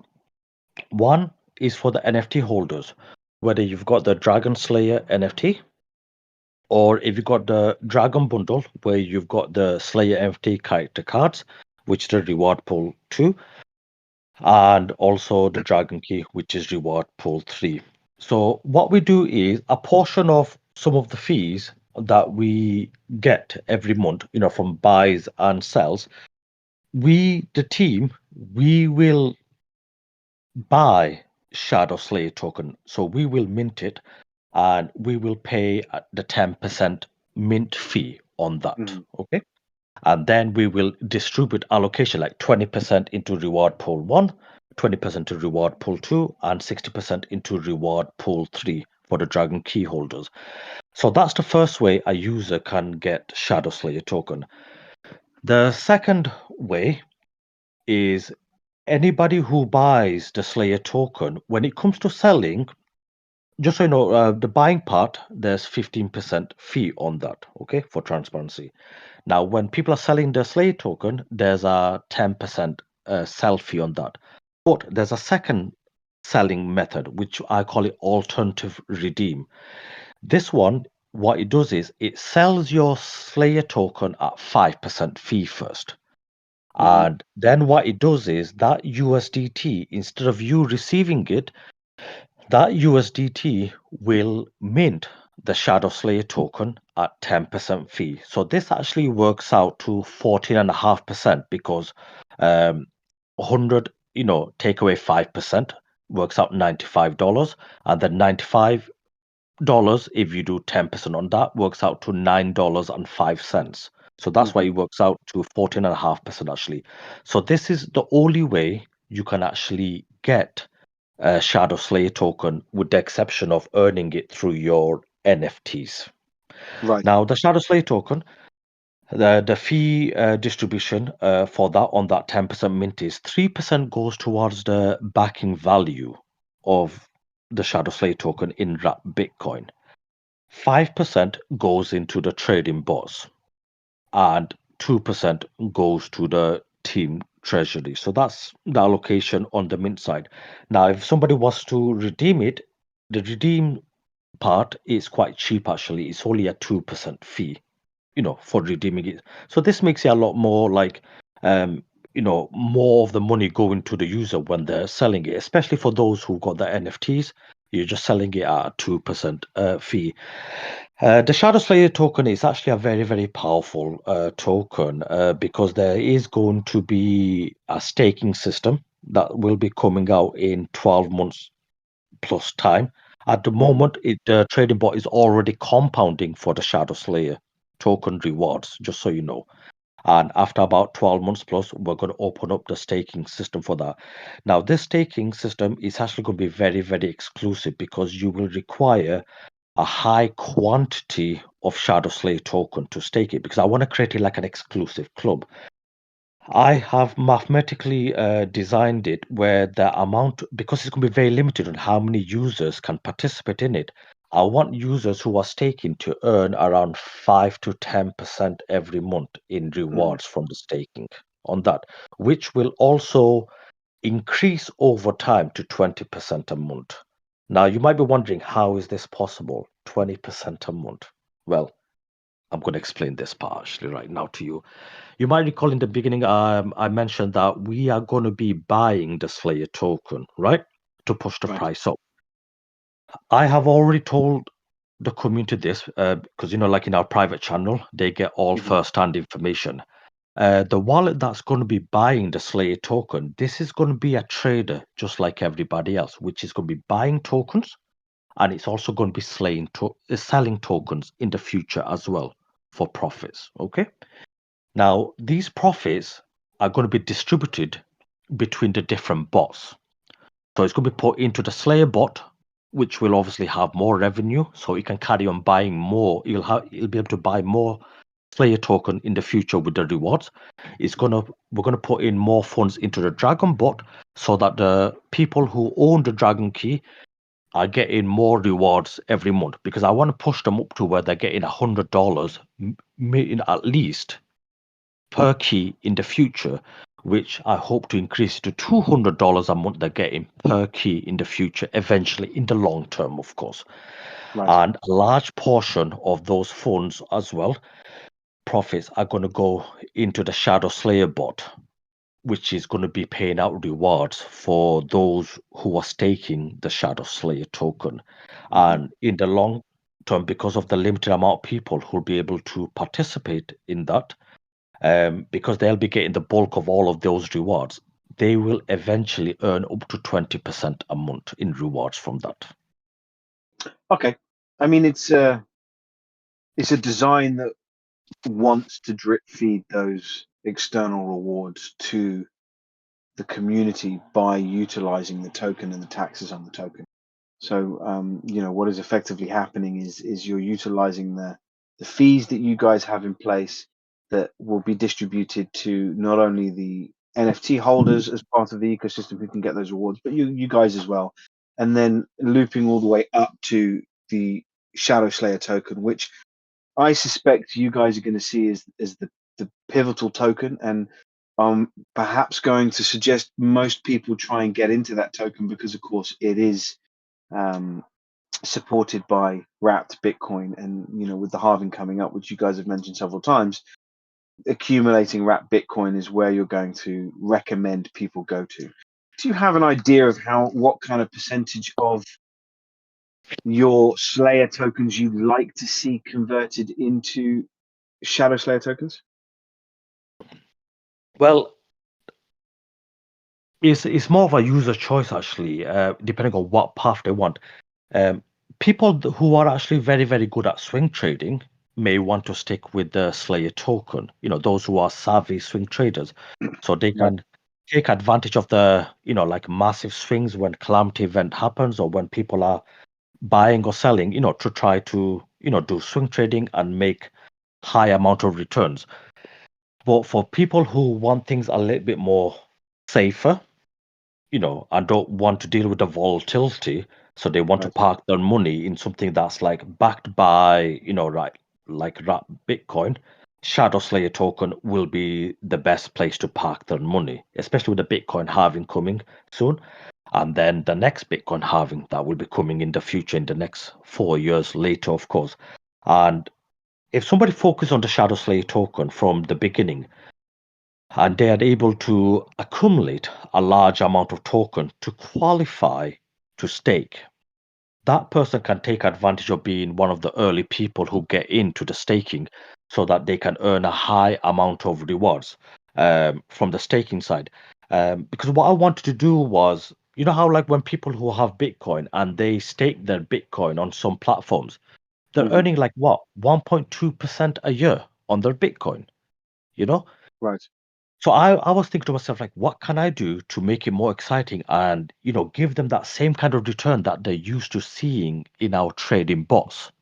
So I realized that if I can make sure that our, trading bot for the Shadow Slayer token, that's, doing the trading every month, if that's large enough, and I also make it where only a limited amount of people can get in, let's say between 50 to 100 people can actually stake only, and there's a large amount in the trading pool. Let's just say $500,000 in our trading pool. Okay. Yeah. Then those people can earn a massive amount of returns every month, and they're getting paid in Shadow Slayer token, which is backed by wrap Bitcoin. So it's like you're staking your Bitcoin, and you're earning, more Bitcoin now.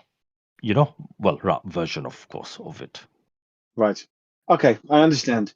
And of course, it stands to reason that an ecosystem like this, wants to keep the money in the bots for as long as possible, because of course the bots are trading with and through WarFi. So the more money you have in those bots, the more money you're going to be able to generate. Exactly. If I summarize the ecosystem and try and reduce it to its bare bones as best I can for anybody listening, I think it's best to say that, there are multiple entry points. You're going to need a reasonable amount of capital to get and unlock all of the rewards that Raj Master has been talking about. You're going to need to have at least, for the first 100 people that get to that point, $9,500, and that's going to unlock everything. However, you can also play with a small bot at $500 if you want to, and that will trade and give you some small returns, and you'll be able to get some returns from the Slayer token. Now, the Slayer token, as far as I can tell, is an added way of giving bonuses to people and drip feeding some of that external revenue through to the people that are in the ecosystem. And crucially, I think what you guys are trying to say is people that believe in the ecosystem and stay within the ecosystem. On top of that, that token is something that anybody can trade, anybody can jump into. It doesn't take an awful lot of capital to get in. And if they're savvy enough or understand trading enough, there are gains to be made along the way as you guys are buying, as you guys are injecting money into it. And of course, as other people are injecting money into it. And one thing to not lose sight of is, as nice as the ecosystem sounds, you are trading against other people. So there are going to be people that lose along the way. Would that be a fair summary? What I would say is, you are right. People are competing against each other, and this is something that I have always been transparent, and I have said it in our WarHaven, Discord as well, that people are going to be competing against each other. I actually have certain like community strategy channels, already in WarHaven. This is actually only accessible to those who are Dragon bundle holders or who own a minimum of a Dragon egg tier, our trading bot. And I've already suggested to the individuals, you can either play this solo or you can work as a team to collaborate on the best way, like who should sell first, who should buy first, etc. Work as a Right. team to compete on, so this way your team can win against other people. So it is very, very competitive, the Slay token. But obviously, if somebody does not want to deal with the volatility side and everything, my suggestion is buy the Slay token. Let's just say you got it at $25, just throwing an arbitrary number out here. And in the future, when the Slay token is at, let's say, $100, so that means you've obviously multiplied your earnings. Or do alternative redeem and go into the Shadow Slay token. So now Right. you're in profit, but you're also parked up in a safer token that's backed by that Bitcoin. Fine. And I mean, pegging investors off against one another, your Discord is going to look like Lord of the Flies very quickly. I imagine there's going to be a lot of people management that's going to be necessary. I see some of your biggest supporters, for example. It's unfortunate not to see them. I don't know if they're in our Discord, but it's unfortunate not to see the likes of Zahara and Cade and Mercules, etc., here listening. And I'd love to have seen some of their questions. With the ecosystem that you've created and all of the moving parts and the initial understanding required to really get a grasp on what it is that you guys are doing, the average investor, especially in the passive income side of things, they prefer quick and simple. So you're going to face difficulties generating investor interest, or rather, a large amount of investor interest to take you beyond a niche project to a potential major protocol. Do you think that's going to be a problem, and how will you mitigate against that problem? I'll take this one, Especially Raj, if sure, you don't mind. go for it. Um, so one of the things that when me and Raj and Andrew and the rest of the team were planning this out, right? And there were things added after initial discussions, but one of the things I wanted to do right from the get-go was to address user engagement, right? Because like we can talk about passive income all day, every day, right? And that is one of the most important aspects, right? I'm not going to downplay that. But Dollar King, right? Gotta get money to the users. But in order to do that, you have to have an engaging platform or ecosystem, right? And if you don't have good engagement type mechanics, then you're just not going to have a very successful product. You might as well be leaving money on the table, to use an analogy. And so I set out to add a couple different things along with Raj and the team. And like one of the things is like the Slayer X username system, right? And like it acts as like a pseudo wallet masking your wallet, right? Obviously, if someone really wants to go on Polygon Scan, they'll be able to see everyone's wallet. But on that feed that we were talking about earlier, on the D app, it'll show the Slayer X username as opposed to just showing the wallet, and then you can click the link to the transaction on Polygon Scan, right? That's a cool thing. And like the Slayer X username can be used alternatively to your wallet in the referral link system, right? So like you, Mad Hatter, could set your name on the D app as Mad Hatter and then set a referral link with the Mad Hatter, right? You could do that. We would said this to James Pelton in an AMA we had with him, and he found that pretty cool. We have the Dragon Shards point system, which is not a cryptocurrency. It's like frequent flyer miles. You get rewarded for trading in the ecosystem. And then later on, you can redeem those to like get a rebate on your fees, right? That's like one thing that we've talked about with the community is like you could get a fee-free redeem or a fee-free mint, basically, because you can redeem your Dragon Shard points for getting that money back in a ticket. Right. And so like sorry, go on.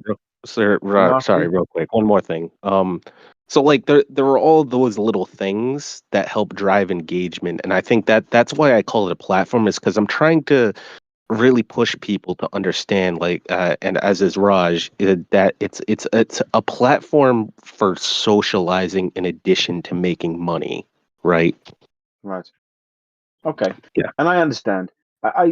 You know, people in this space in particular, and I think what Varus was trying to get at with the question is, because it was his question. Great question, by the way. Thank you, Varus. Always a pleasure to have you in.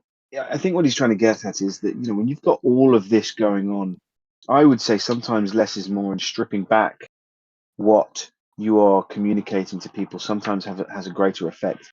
There are obviously elements to this that allow you to be passive, but a lot of it is a very hands-on approach.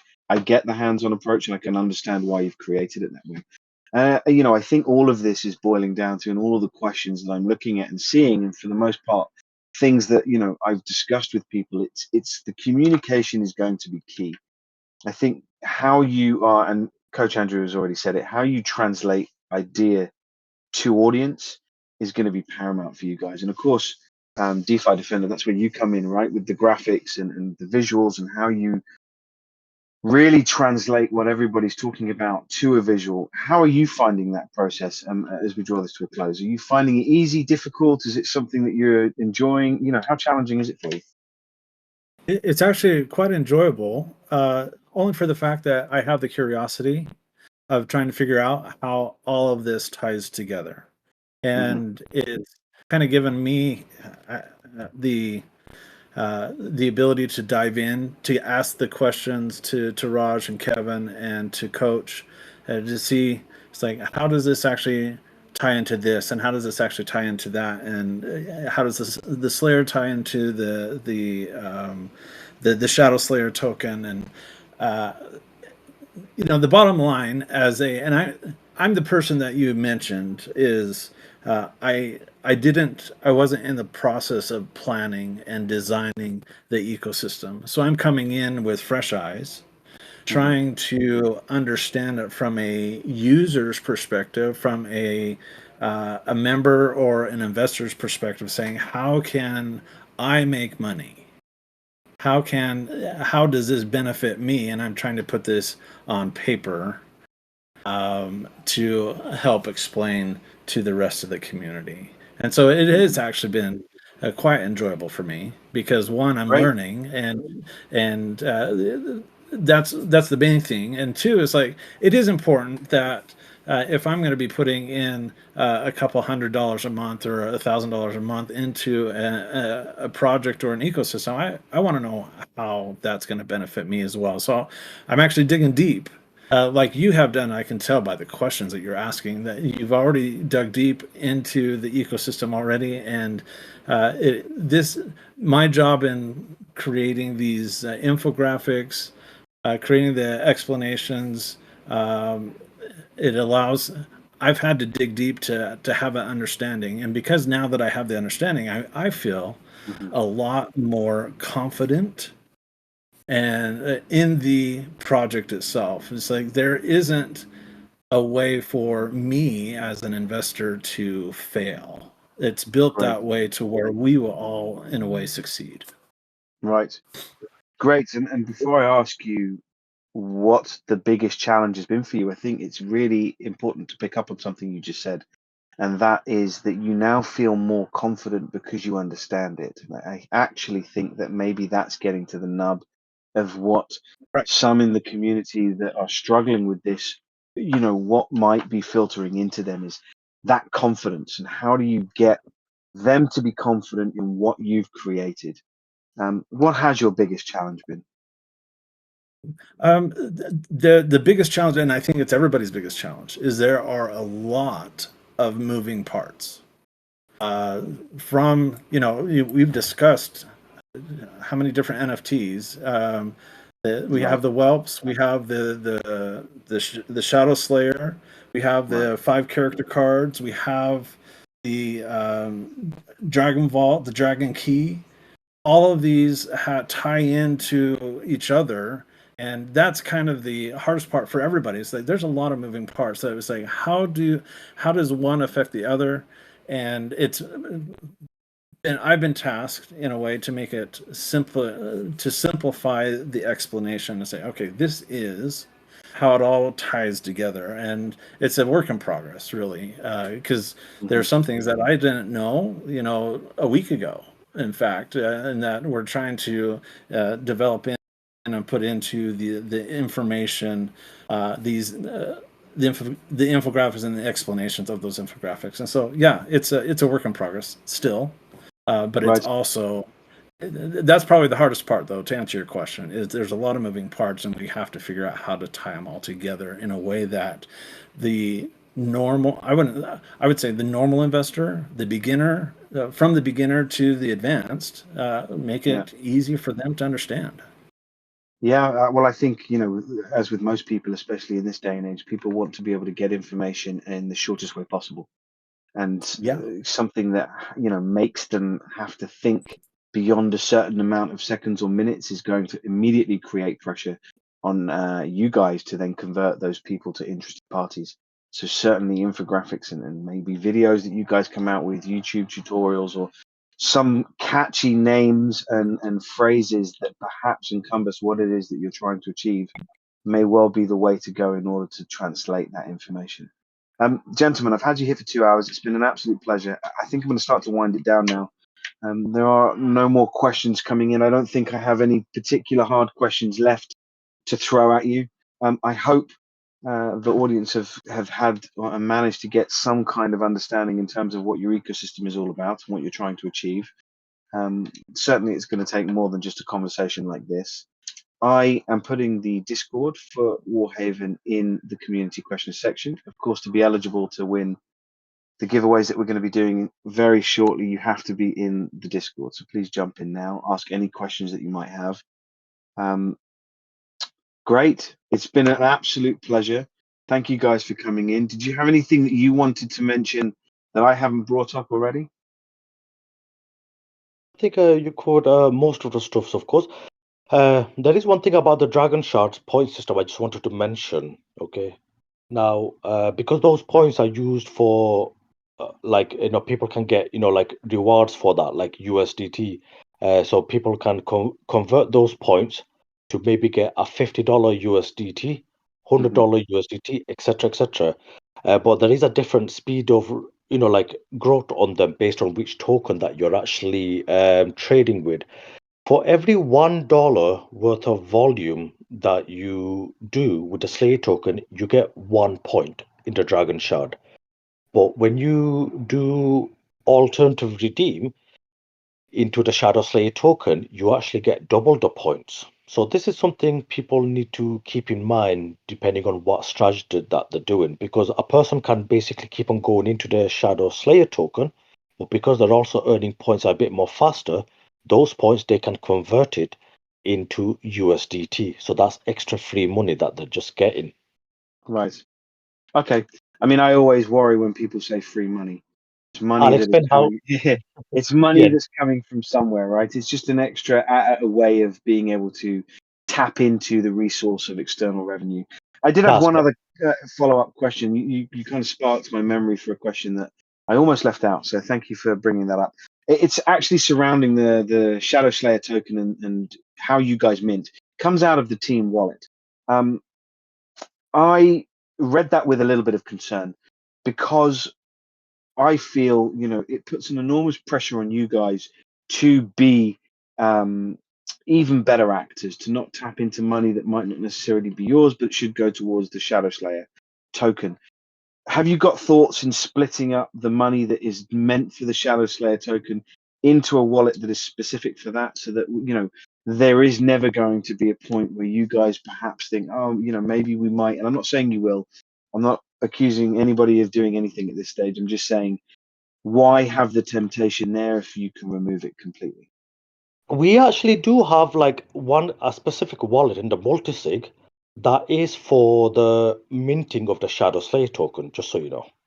Okay, so that wallet is completely separate. Those funds will only ever be for the Shadow Yeah. Slayer token. Yeah, that's Right. correct. Yeah, I've already thought of that, so don't worry. Great, fine, great. It's just something that I picked up on in the Git book, and you know those kind of questions hopefully for you guys are good too, because if I had that misunderstanding and I've been reading this a couple of days on end now, Yeah. then perhaps other people might. So it's worth putting in there just in that detail so that it can put people at ease. Yeah. Gentlemen, Raj, DeFi Defender, obviously coach has gone. Kevin White, it's been an absolute pleasure. I know, Kevin, you've pointed me to a question that I'm currently answering in the chat myself because I think it was answered at the beginning of this. But it's been great having you guys in. It's been a pleasure chatting and deep diving into this. I'm curious to see how it all pans out. And I'm going to be watching your community with keen interest just to see how you really dial into educating Oh, them. yep. One more thing before we close in just a minute. I did want to make the announcement because I think we forgot, Raj. So I know you guys are doing your CEEs now for like community engagement rewards and stuff. Yes. And we've decided that the WarHaven Treasury is going to facilitate a small amount of Slayer tokens be purchased and given to you guys, the Pillars community. So you guys can get access to the Slayer token ecosystem right off the rip, and Right. without and that way you and David can see just and with the rest of the community here in Pillars just how it works, right? Without even having to actively engage with it. Well, that's a very kind offer. Thank you very much, and certainly something we should talk about in the back end. So yeah, Yes, let's have absolutely. that conversation and we can discuss how that will all pan out and work. Yep. Again, gentlemen, it's been fantastic. Thank you so much for coming in. If there's nothing else, I think let's kill it now at the two. I say, let's end it, not kill it.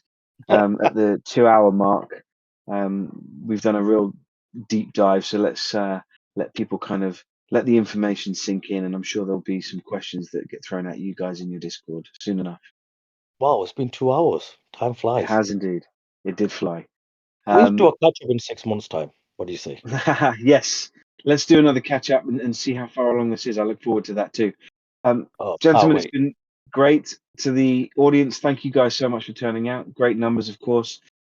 As Kevin just mentioned, for just speaking to us within the Discord, you can now earn, PXP, which is a point system that we've adopted, and that gets translated into actual revenue to those that engage with us enough to reach the benchmark.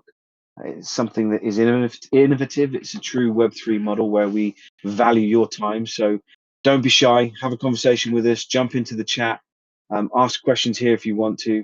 And let's talk about WarHaven for a little bit. It's been a pleasure. Thank you all for listening. And I look forward to speaking to you guys soon. Take care. Take it easy, brother. See you guys.